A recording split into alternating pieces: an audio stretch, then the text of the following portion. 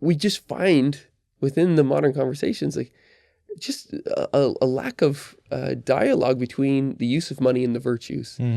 It's usually put in terms of check boxes on the one hand, or government systems or lack thereof on the other. And we don't think that there can ever be a good society without good people. It's not just getting better systems at play. It's actually getting better people. And then we have a shot.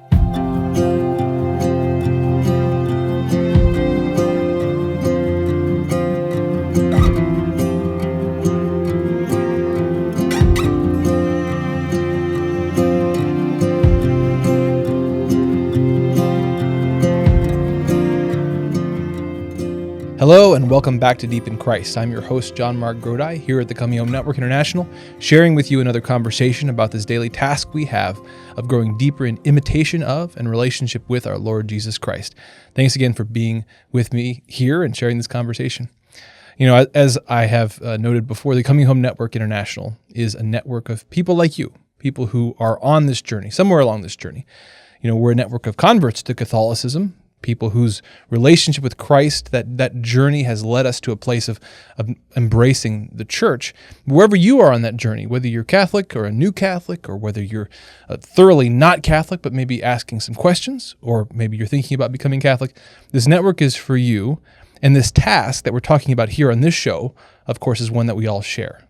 Every day we've got to get up and walk in faith, walk in faith, hope, and love of our Lord Jesus Christ. And that's what this show is about. So this week, we're continuing a conversation with Jacob Imam. He was on the show last week. He was in town giving a talk here in Perrysburg, Ohio. And we grabbed him beforehand, and he and I started a conversation about the virtues. He gave us some good refresher course on what the virtues are and why they're so important to the Christian life, what the difference that they make. We continued that conversation, and we applied the virtues. We just very, very briefly, very surface level, applied the virtues to money, which if you visit newpolity.com, which is where Jacob is the editor, they have been doing some wonderful work over there, articles and a podcast about Christians and their relationship to money and to politics and government. It's really good, reflective, powerful, challenging stuff. But we just got a little overview here, a little toe in the water about the Christian's relationship with money, with regards to the virtues. And so, I hope you enjoyed that conversation. I certainly did. Let's dive in. In relation to money, again, we tend to, as with everything else, we tend to look for a system or something out there to fix it, but approaching it in terms of virtue, that, no, I can become a different kind of person who relates to this aspect of life in a better way, in a way that glorifies God, in a way that transforms me in cooperation with Christ's grace. Yep. What are some of the ways that it Yeah. How do we do this? Yeah. So the first virtue to start off with, I think, is liberality. Now, there's a way, I think, of framing this conversation by saying we have to realize that money itself is just worthless. And I'm talking about modern money, the stuff that we're dealing with day to day. Right. Fiat currency, as some nerds like to call it. It's absolutely worthless. Like, you never want it in and of itself. But our culture at large is for the accumulation of this, because once we have it, then supposedly our anxieties will then disappear. Right. You know, that will go away. But what are those dollars and bills for? Because they're not good enough themselves. They're placeholders for something else. No, the virtue of liberality is the virtue that specifies, that enables somebody to know how to use their money really well. That means that they know what their money is for. That means that if money is a placeholder, they know what money is holding a place for. Yeah. What are the vices that oppose liberality? I think this always helps illuminate the virtue. Contrast, yeah. Those are greed, or what you might also hear as covetousness or avarice, greed and prodigality. So the greedy person accumulates to no end, ad infinitum, infinitely. You already see that there's some sort of rivalry between the infinite God and the greedy person's mentality towards money. There's a God and mammon distinction here. For the prodigal, he likewise does not know what money is for, but instead of accumulating endlessly, he spends with wherever his whim leads him. Right. He's caught up in the moment. He doesn't think through what actually is needed. And Jesus talks about, this as an aside when he's talking about what builder does not budget out what he needs first, ensure that he has the funds sufficient for his project before beginning. Now, both of these are predicaments that in part result from not knowing what money is for. Whereas liberality is knowing what the proper use of money is. And even beyond that, the liberal man, St. Thomas Aquinas says, will spend more on others than he will himself, which is a huge statement if you think about it. I mean, it's hard to do in our modern society. I think we've created such a tough system for people to live in, where everything is for sale, and thus you need money for everything, and it's hard to live on goodwill of others. But it's also a huge call. It really does get us to the point of loving neighbor as ourselves if we start to spend as much on our neighbor as we do ourselves. Yeah, to be a liberal person, again, obviously, I mean, people have picked it up at this point, but obviously when we say liberal here, it's not, that term is a political term in modern, we're talking about something very different here. Liberality as this quality of soul. This is a person, who's able to give freely. They don't have a disordered attachment to their money or the pleasures the money can buy them, so that they can have this. Well, one thing that you guys talked about in your podcast a lot is the image of God that you're giving by the way that you relate to your money. Yeah, this is particularly attached to the virtue of beneficence, actually. So, beneficence is a manifestation of charity, most properly speaking. And all it means in Latin is to do well, to do well. Now, this might seem kind of strange as a manifestation of charity, as a form of virtue. But what's really important is to see what vice does it oppose, and that vice that it opposes is scandal, which occurs when somebody tells somebody through their actions something false about God. So this happens when you find a priest who does something evil, abuses somebody, steals money from the coffers. You at that moment have a false perception of what the church is. It's being good, generous, loving, nurturing, and as a result, you have a false image of God. That is the vice that opposes beneficence. And so then you can say, well, if scandal is telling you something false about God, then beneficence is a way of acting that tells you something true about God. And God is that good, loving Father that knows how to give good gifts. That's what beneficence is all about. And so there's a kind of a rule that goes along with this, is that you should always use money not to be an idol, a fake image of God, which will scandalize people ultimately, but a true icon of God, somebody that is imaging God's goodness. Yeah. It seems like the beneficence is a virtue, and put as simply as possible, beneficence is like you are to do good. Yeah, versus sure. Just, because you guys talked a lot about, in a couple of podcasts about, it's not enough just to not do evil. Yeah. That's a really important concept for the Christian life, that sometimes we can't, especially if we're wrestling with sins or some difficult area in our life, we can get too focused on, just not doing evil. And that's not enough. And in fact, that ends up sort of short-circuiting itself, rather than focusing on, we're called as Christians to bear good fruit, connected to the vine. It all comes from Christ, but we're called to bear good fruit. And so it seems like beneficence is connected to what we were talking about earlier, in the sense that there aren't neutral areas of our life that are sort of outside of our life in Christ. That's right. Yeah. Well, and this is tough to handle the more that we get into the modern understanding of politics and such. Maybe it's something worth avoiding, but the stick in terms of conversation on money. I can get real controversial all of a sudden, but I hope it's helpful. If we are always doing something that looks like what a good, happy, and kind atheist is doing, then there might be something that we have to stop and reconsider about our lives. That Christ's call is so profoundly radical that just being kind and nice is not what he's calling us to. And those should be telltale signs that we're on a path that might not be right. So one of those things that we've proposed in the podcast, and these arguments build up, is questioning the idea of retirement and stockpiling a huge wad of cash for that time.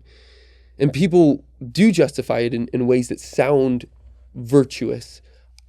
I don't want to be a burden on my kids. But one of the principles of money that's so important, I hope people take some time to consider it, is that money only takes the place for where love lacks. To give a quick example, if you don't have the confidence you can either call your friend to help you move your refrigerator down the stairs, or you could pay somebody to do it. It shows a great dichotomy right there. The same is true when it comes to retirement. Retirement and saving for retirement, having a way of paying for yourself through retirement on your own was something that disappeared when Christianity converted the culture in the Middle Ages. And it only reappeared once Christianity fell during the Enlightenment in Bismarck's Germany. It really resurrected. This is one of these places where we can start to rethink what Christ is calling us to. Is it the case that we need to stockpile cash? Or can we actually rely on love? Is it virtuous to rely on other people's love, to assume somebody else's love? And I think the answer is a resounding yes. That is exactly what we're supposed to do, is that we're supposed to lean into love. We raise our children up when they are hopeless without us. It's not a great act of altruism as the modern society thinks of it, to do that. That's what we're profoundly called to do. It'd be evil of us not to. It's virtuous of us to do so. There's no neutral here, as you're just saying. But we have to do it. And in a similar manner, it is good for the children to be able to take care of their parents in their old age. And it's good in a proper dose of humility for the parents to have somebody whose diapers they've changed now change their own in the end of life. Now, I'm jumping over quite a few important points in all of this, but these are some of the things that we need to stop and think about and say, am I doing this just because our culture is doing it? Am I stuck in the Stockholm system where I'm justifying it to myself that this is right and just? Or is this actually something that is that was only introduced to the world by Christ? Yeah. These are the questions we have to constantly be asking ourselves. I had a conversation with Father Peter the other day, a recent episode. We were talking about the Sabbath, and we were talking about leisure and vacations. Oh, yeah. And I think we may have talked about retirement a little bit, but these different parts of life where the temptation is, again, this compartmentalization that, I have the time when I'm when I'm working, when I'm being prudent, when I'm being virtuous. Yeah. And then I have my time. And I can drop that and take a break from that. And in some sense, that's often how we treat Sundays. That's often how we treat the Sabbath day. Yeah. It's often how we treat vacations. I think that's probably, in the negative sense, how we think of retirement. I can get to this place where I don't have to work hard at life anymore and try to be a saint, And not everybody certainly doesn't think that, but the Sabbath is this great, it's this great teaching from our Lord, right? Because He insists that wherever you are in your life now, whatever you think about your money or your time or your work, you can work for 6 days, but then you shall lay it down. Well, I could do more. I could do more good. Well, no, you are to lay it down because you need to have a different relationship to your time and your money and your work. And it seems like it's connected to like a tithe too. Like the tithe isn't the end all be all in money, but it is to say, like in this definite way, God has to say, you can't. Your money can't be this way that you are constructing your own human security. Because if you're looking at the purely human level, why wouldn't I use that extra 10% to just make sure that I got more in the emergency fund? Well, God is saying that at least in one small step, you have to be getting down this path where no, you are relying on God. You're looking at your money and the world differently, so that you can do something different with your money. You can have a different sort of relationship with it. Yeah, exactly. Christ talks about this in Luke 12. I think when he's saying, do not be anxious. This is a whole, look at the flowers, the lilies of the field passage. And he says, do not be anxious, for that is the way of the nations. Which, of course, in the sacred scriptures, nations are, the ones that you don't want to be like. The nations are the ones that Israel are supposed to convert. Anxiety is the way of the nations, to be caught up in the systems that they create too. I mean, this is, again, attached to a theology of the nations all throughout the scriptures. Is that those systems are not the things that we are to rely on for real security. It's God. And it sounds trite, but it is so profoundly real when we do consider our finances and the anxiety that often brings. And that just like any sacrifice that we make, we make in order to show God we're willing to relinquish everything that we might have only you. And that's where the tithe begins. And why it needs to be a real 10%, not, I'm going to spend this money on my kids' education or save for retirement so I'm not a burden on them later. No. You really need to completely relinquish that money. Like, not have it, separate yourself from it, sink it. It's got to be a real sacrifice, right? Like, you know who your God is, but if you look at your life and you figure out, well, what do I actually sacrifice to? And there's ways that we can relate to our money as Christians, but without knowing it. If we look back, we recognize that I don't actually sacrifice to God. Talk about sacrifice and money. Sure. Sacrifice is tough. So maybe an important place, well, no, we'll start with the first things first. Sacrifice is ultimately an offering to God. But if we notice in the Mass, what are we sacrificing? Well, we're sacrificing Christ. We're offering God to God. That's the best we have to offer him. We must offer him the greatest. But it's offering my sacrifice and yours, which is something profound, and I think is illuminated at the moment when the altar server comes over with the thurible, and he comes and he incenses us. What did the incense? What did he incense prior to that? Well, the offering, the host that was about to be given to God. Why is it now coming to us? Because we're supposed to be entering into that same offering. St. Thomas talks about this when discussing the sacrifice of Christ on the cross, that it is only efficacious because we have entered into it fully, because we've been incorporated into him, which is, of course, why we have to consume the host, enter his body as his body enters us. So sacrifice is something that is supposed to be totalizing, that is supposed to be us uniting with God, saying no to everything else, that we might be all for him. When you look at the Old Testament sacrifices, you find that there is that separation from all worldly goods that is not accepted in and of itself, but only with a contrite spirit, as the Psalms, Habakkuk, Isaiah constantly says. Now, one of the signs by which we can see whether or not there is a contrite spirit is whether or not that sacrifice is something that we have truly valued. Is it something that is that we have part of our soul tied up in?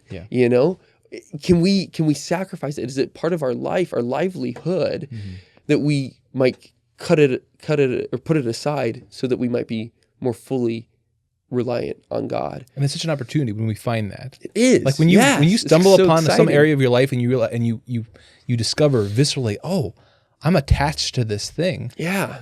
Well, this is this amazing opportunity to say, okay, Lord, because when you give it over to God, you don't know what he's going to do with it. I mean, that's, I think, one of the things with that parable, or the rich young ruler. Again, we often dismiss that because, well, that can't possibly be us. Well, it could, but the bigger point is that, no, you give your life over to Christ, and then you're open to whatever he calls you to do with it. Yeah. It may be, sell it all and follow him on foot or barefoot, on the road, whatever. But it probably, in your vocation, is something very different. It's probably something very creative. But the point is there still has to be that separation, that sacrifice, whereby you put your money where your mouth is, and saying, I believe God is Lord, but I'm actually going to have some separation from this. I'm going to give myself some freedom from this thing. I'm really going to give it over, and then be open to God to lead me to do something really creative with it. Yeah, and it's not just a negative too. I mean, obviously, what you're saying is an opportunity for greater intimacy. Yeah. But I mean now negative in the sense of, I really got to get rid of that. Right. Because when in the case of money, if it is money that you're attached to, well, awesome. Now you got a lump sum to be a benefactor for something. This is really exciting. Yeah. What does your church need? New stained glass? All right. Yeah. That's awesome. You can give that gift. What is your parish hall need? A new icon? Great. You can give that gift. I mean, and this is also where the creativity of the virtues come in, is where you have to figure out how to use that money really well. But it's an opportunity, as you say, something where you can come to that greater intimacy with God. But the sacrifice is not just, I got to get rid of this real quick. Yeah. It can really be something exciting. It seems like time and money are really connected, because it's like you have a similar relationship with time, where it's like we can see it just as the negative in the sense of, I found more time and now I have to fill it with more obligations, versus this is something that's entrusted to me, but I have to do some good with it. And that's not a negative thing. That's a positive, exciting thing. God's given me time. How can I creatively do something awesome with this time? Yeah. So too with my money. Whatever I've been gifted with, my health, my money, whatever has come to me. Again, I think we dismiss some of the challenges of the gospel too quickly, because we look at the very practicality and we say that can't be me, so therefore there's nothing to learn here. Right. No, but the radicality is what we learn.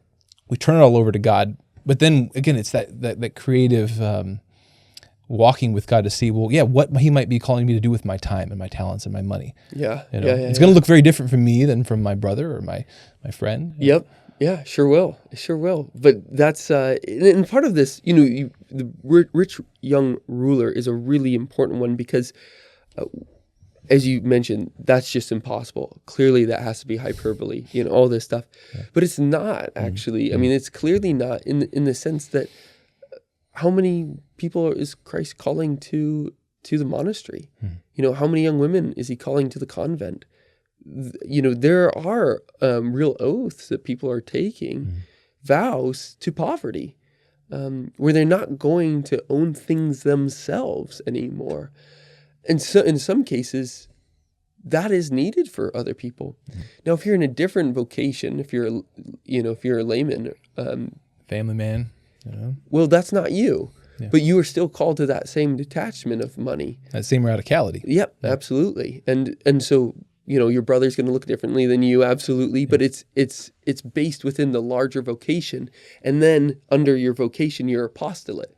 What are you particularly called to within the vocation that you are living? Yeah.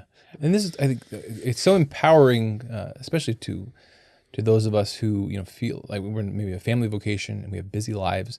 And there's a part of us sometimes that feels like, I need to do more, and it must be out there somewhere. And I think the virtues help us to turn back around and say, no.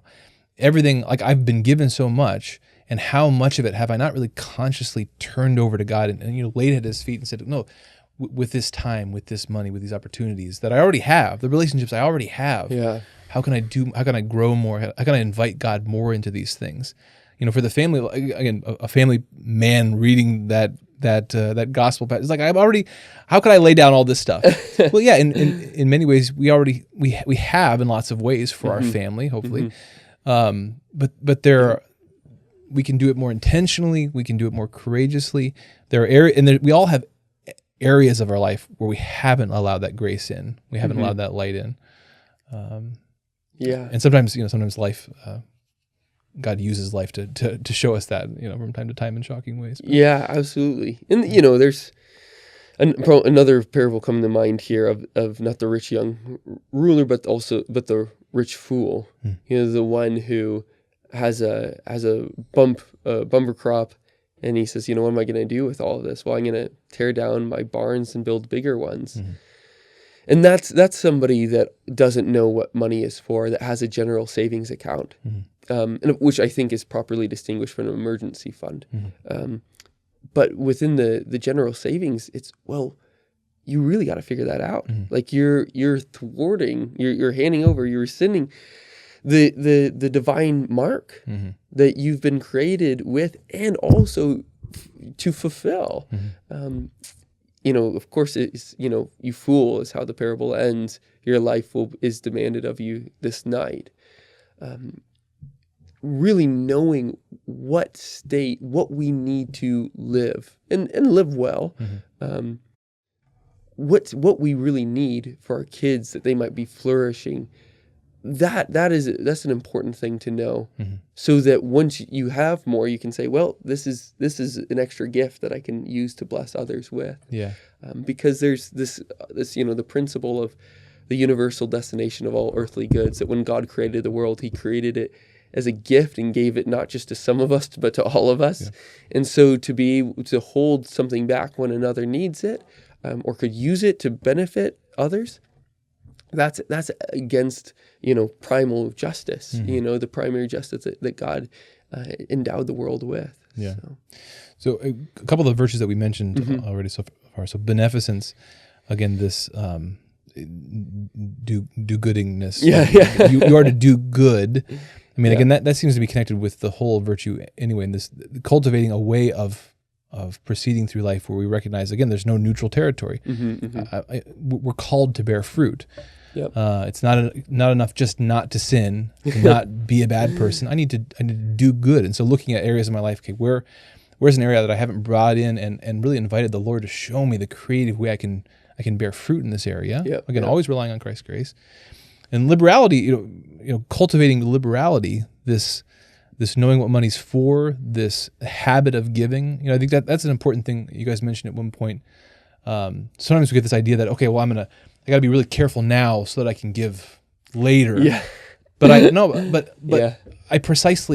either cultivating the habit of relying on myself and building my human safety net, or I'm building the habit of relying on God. Yep. And giving the right image of God by giving generously or to people around me. Mm-hmm. And it's like you're cultivating one of those two things in the way that you live. And so in terms of that virtue, it seems like that's a really practical one. We can see, the way that I like every monetary transaction, every way I relate to my money, I'm cultivating one of those directions. Right.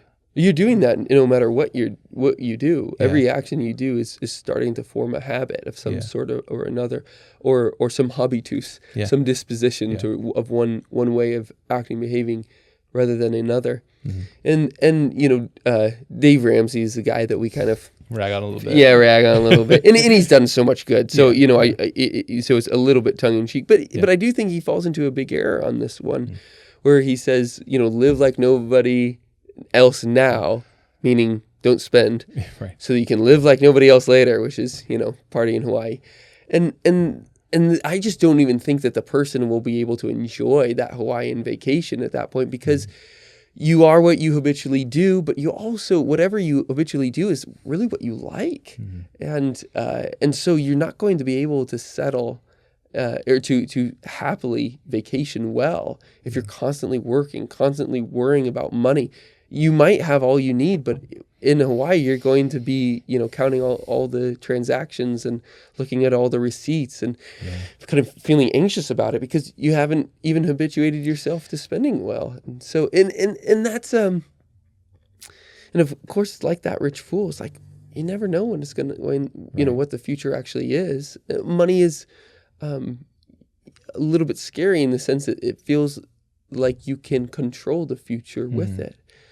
But obviously that you can't. So. One of the reasons I've loved you guys' discussion so much is that, so we can take the virtue framework and then go look at areas of our life, money being one of them. But money is such a powerful, challenging example to help us really see the difference that virtue makes, in the sense of, again, as you were talking right there, recognizing that it's easy to think of our lives in terms of, okay, a bunch of difficult actions so I can kind of get over the hump Yep. and then relax.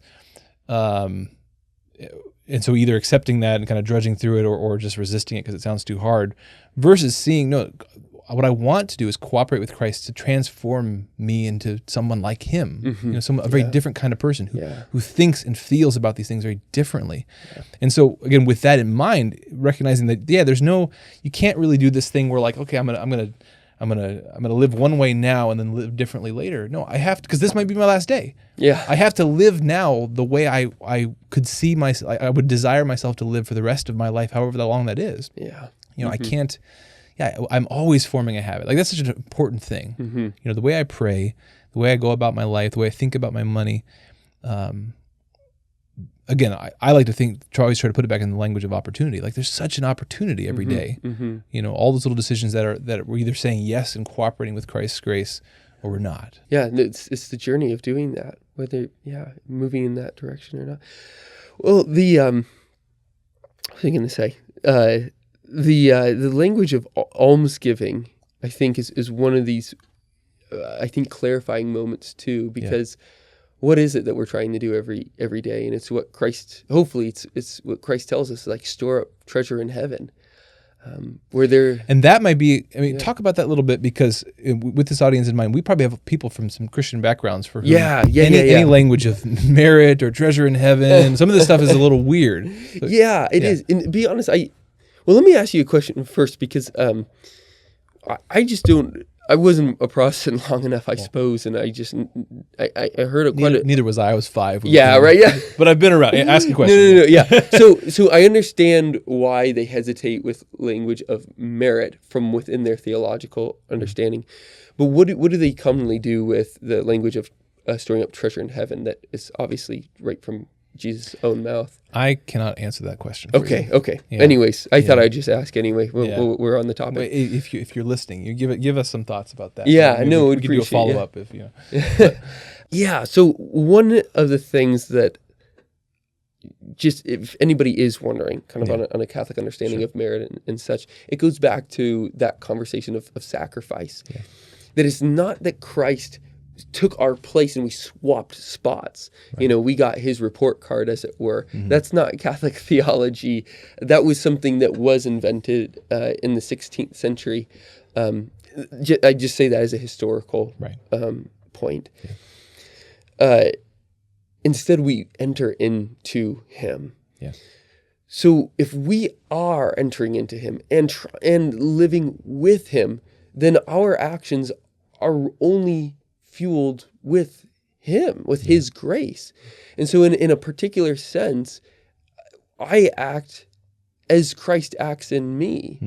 And as a result, my actions are Christ and his actions are meritorious, and thus my actions can be, in a small sense, meritorious because they're connected with Christ. Right. That's the distinction. The works righteousness type of accusation made towards Catholics. This is all grace. I can do nothing of my own. But again, it's about the incarnation. It's about Christ's death and resurrection. Like, what was he? He gives us his body. He incorporates us into him. But we're able, and we're invited to be united with that sacrifice, to participate with Christ, to walk with Christ. He says you have to lay down, pick up your cross daily and follow me. Like we're invited to carry the cross with him. We couldn't do it on our own, but with him, suddenly our actions do have great power, and it's not because of us, it's because of him. Yes, yeah, absolutely, exactly. Well said. So almsgiving is really the another manifestation of charity within virtue theory, in which we are trying to do just that.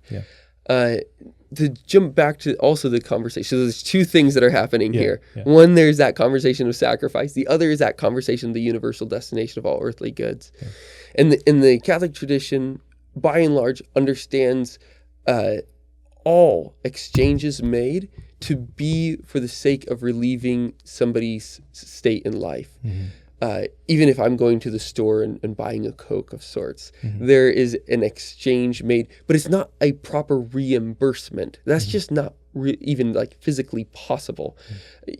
There's not a proper replacement for what you've taken. There's one gift given and another received. Right. But there's a scale that the church understands from that transaction where you're buying a Coke all the way to the point where you're just freely giving. Why? Because you're relieving your brother's state in a certain regard. One's almost sounds trivial next to the other, but they are on the same scale. And it's true that one is next to the other, but they are on the same scale. So almsgiving is this way in which we start to store up treasure in heaven. Again, another illuminating distinction is contrasting almsgiving with its opposing vice, which is envy. And this is a fascinating point. Yeah. And so envy is a confusing vice in a certain way, but it is the vice of Cain, where he hated his brother Abel. No, he didn't just want to have the things of Abel. He wanted to be Abel. He hated Abel. The fact that Abel existed as somebody that was better than him was unacceptable, was unbearable, truly unbearable to Cain. So he eliminated his life. There was this rivalry of life itself there. Now, that often happens when you see somebody who has the things that you want, or is living the life that you want. This like almost metaphysical desire to be somebody else overtakes us. Almsgiving gets in front of that, where the wealthier person comes and says, what I have is yours. We can be part of the same life. Whose life? Christ's life. We can both enter into the same sacrifice. And this is a way that I can lift you up. Now, as that richer person gives the poorer person money, he is not only enabling that person to be able to live better, and also able to cut the vice of envy, or hopefully get it in front of that before it overtakes the poor person.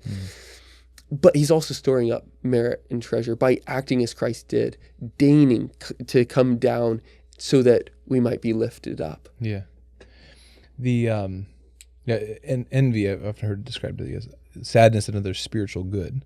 And so I like the language of kind of getting out in front of that and saying, no, I want to, in this proactive way, I want to rejoice in another spiritual good. In fact, I want to contribute to that. I want to walk right with Christ and build up that person in this definitive way. One of the things that you're making me think about is how, again, we tend to think of money as this area of life that's generally neutral, except in these instances where we step outside of it to give a gift or to be generous or to tithe or whatever. And what you're kind of suggesting is we got to turn that on our head, that no, again, there's no neutral territory here. Yeah. And all of what we do with money should be gift giving in a sense. It's all to be, anytime you're using money, you're to be doing good with it. Yeah. It's just that sometimes, we're doing it in this sort of ordered societal way of exchange of goods and things like that. But even then, we're trying to not lose sight of the fact that it all should be this underlying gift economy underneath of it. This primordial gift economy. Talk about the gift economy. That's a piece of this that's so how that is. That's where the economy starts, right? In the family, the gift economy. Yeah, absolutely. It's just such an overwhelming topic because, again, it comes back to God in his loving relationship with himself, the three persons of the Trinity, giving and receiving eternally, forever. There's no transactions that are happening in the Godhead. There's only constant gift. Yeah. Now, St. Thomas talks about the being of God as being subsisting in itself, whereas the being of any being of wood, of ourselves, we subsist because God allows us, because we subsist in and through him. But a really important part of all of this is that then that God shares his being with us. Now, there's some heresies that have come from phrasing it this way. And that's understanding that our very being, our very essence is God's essence, and that's not true. That's been properly condemned by the church. But the fact that God is sharing, that is offering being to us, means that he has gifted existence to us. That and it kind of sounds like a basic point. It's like, yeah, it's like creation was totally free. It's a free gift from God to us. Making us was freely a free gift. Now, if we are to image the Godhead, then like in heaven and even here, as we try and bring the heavenly Jerusalem down, we're going to enter into that life of gift giving, of that giving and receiving to one another, seeing somebody's needs and being able to be there for the other. Now, we obviously do this in the family all the time. My wife doesn't pay me to fix the sink. I don't pay her to make dinner. Or vice versa, or whatever else. She's pretty handy. There's just this constant giving to one another, where you presume, in a rightful sense, that you're going to have that future relationship with the other, where you can depend upon love instead of on money. Now, importantly, in this is the fact that you will rejoice once the other receives the gift, because in a real sense that you're sharing life with them, so their happiness becomes your own.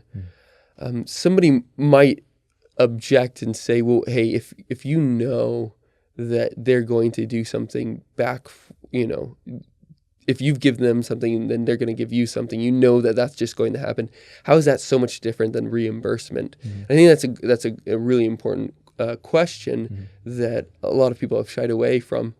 So I'm going to try not to. And I think the answer is this: is that when you give a gift, you are creating a relation with the other. Now, when you have a relation, when you've created this potential, it's almost like an avenue. It's like a highway that you can then drive to one another's houses on.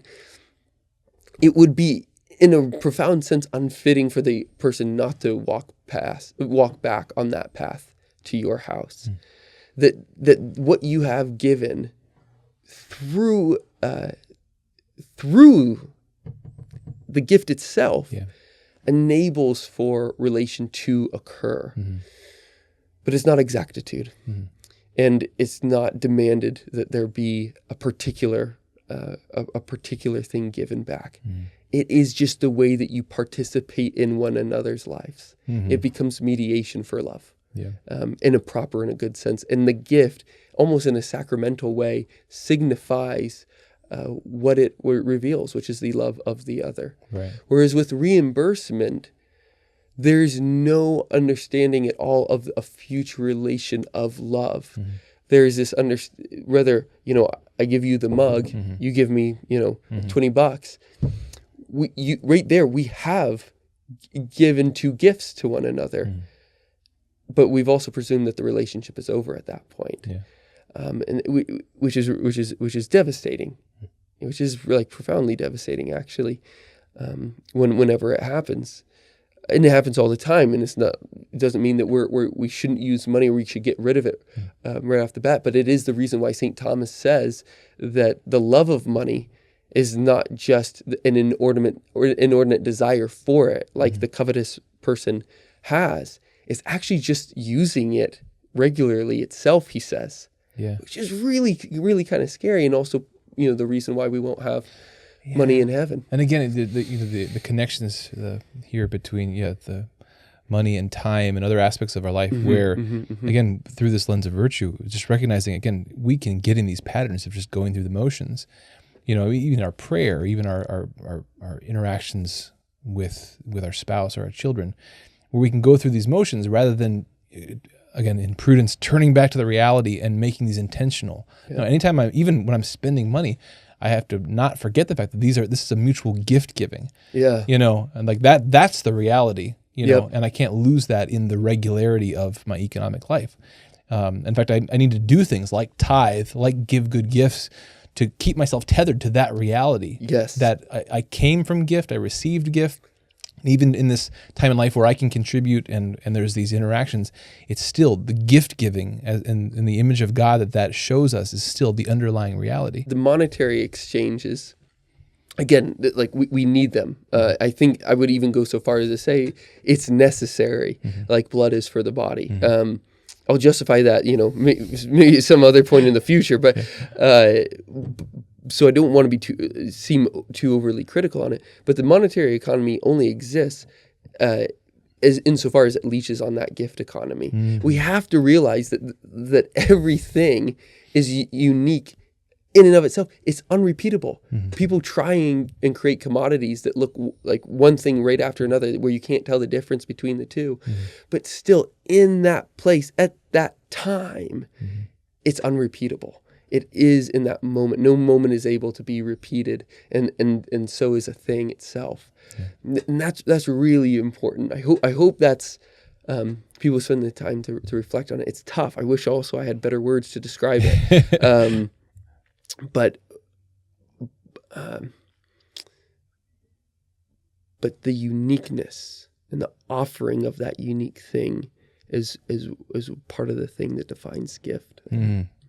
Yeah, we often talk about how we live in a consumerist, materialist culture, and we can sometimes interpret that to mean like we love stuff too much. And in one way, we don't cherish things enough. Yeah, exactly. Like the consumerism, the consuming and discarding is very different from cherishing everything as a gift and then interacting with others with that reality in mind.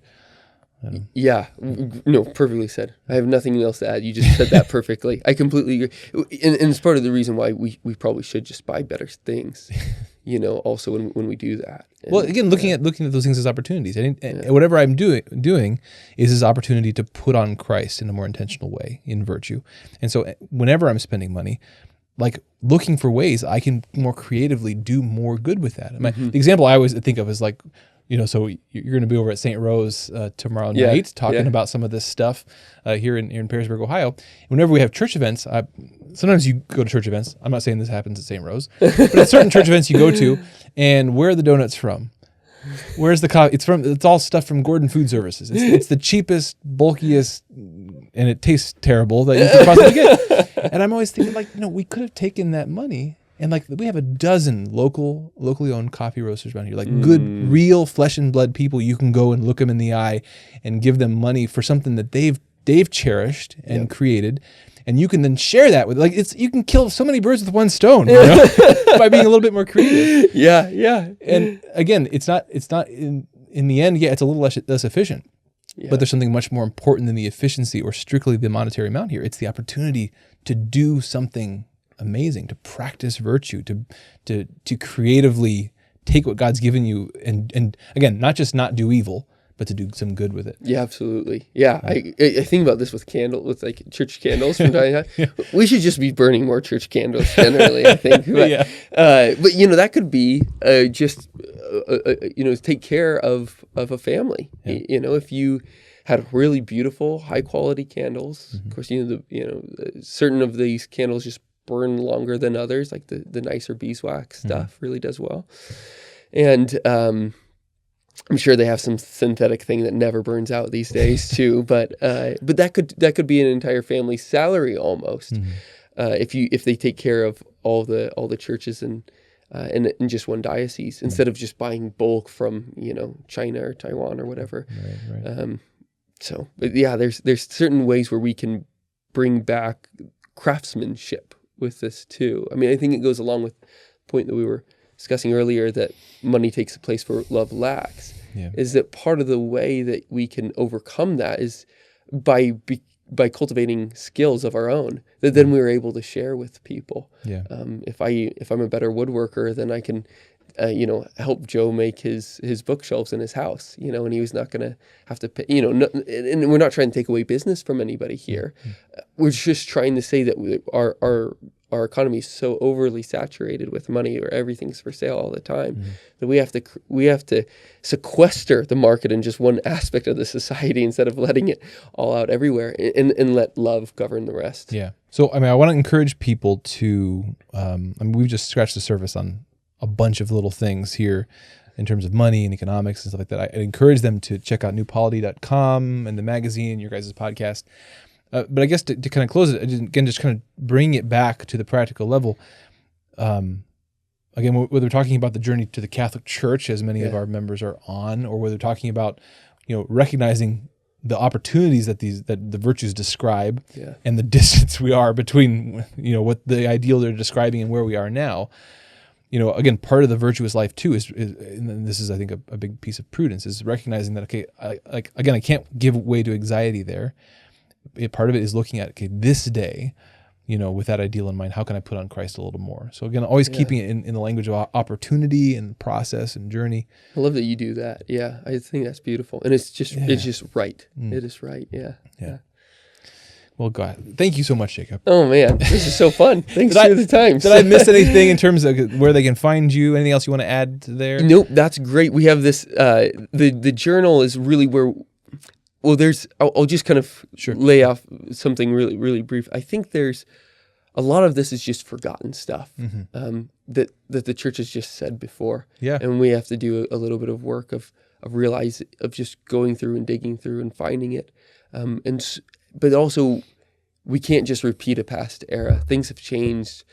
Part of virtue is then creatively responding to where we are now. Yeah. And so this is, really our attempt to dig up what we have forgotten and to try and properly in a rigorous intellectual way and an authentic one and an honest one to represent some of the teachings of the church that we, again, truly might see Christ more clearly. Yeah. It's such a good discussion that you guys are facilitating. The whole discussion. Something I think so many members of the Coming Home Network would appreciate. So, appreciate it a lot. This is already a great start to a good weekend with you. Yeah, amen. Awesome. Marvelous. Thanks. Well, hello again, everybody. I hope you enjoyed that conversation with Jacob Imam on the virtues and money. I certainly, again, really enjoyed sitting down with Jacob. Really, really grateful for he and the New Polity guys for coming to visit us here in Perrysburg, Ohio, and for that conversation. Again, really challenging conversation. We've been talking about the virtues a lot here on Deep in Christ and the difference they make in the Christian life, how the virtues really are about putting on Christ. When we talk about this call to holiness, this call to be perfect as our Heavenly Father is perfect. Well, how is our Heavenly Father perfect? We have the image in Jesus Christ, in His example, and in His qualities. And those qualities are virtues and the Beatitudes. We've distilled those down into what those actually look like, those patterns of life, those ways of being, those ways of doing. And so we're putting on Christ when we practice these virtues. That's why they've been such an important part of Christian history, but one that we kind of have to dig out and really discover in our day-to-day life. And we especially need to rediscover the virtues in those areas of our life that we would maybe rather consider to be neutral territory, that our religion, our faith in Christ doesn't really touch. And that's a little different for everybody. Everybody's got some hold up, some area of their life where we'd rather keep God out. But going deep into Christ means we want Him to go deep into us, into our lives, into especially those strongholds of our sin, those strongholds of our attachment, where we're holding on to some idol, something that's keeping us from true worship, true faith, hope, and love in our Lord Jesus Christ. And so if that's money for you, hopefully this conversation was a little starter on the subject, but 2 additional steps. Certainly go over to newpolity.com and continue to follow that discussion with Jacob and Mark Barnes and the guys over there. Some great material. We will, I think next week, maybe Seth Payne and I will sit down here at the Coming Home Network and process through that a little bit, those virtues with relation to money, beneficence, liberality, and the rest. And so make sure to join us next week for that discussion. Once again, this is a product of the Coming Home Network International. We are a network of converts to Catholicism who are helping each other try to continue to grow in our faith in Jesus Christ and helping others who are thinking about becoming Catholic. So if that's you, this is your network, and we're glad to have you here. So visit www.chnetwork.org. Be sure to subscribe to the newsletter and join our online community at community.chnetwork.org, where you can follow along with these shows, but also journey with a network of people like you, people on the journey. So once again, thank you for listening and for watching. God bless you. Talk to you again next week.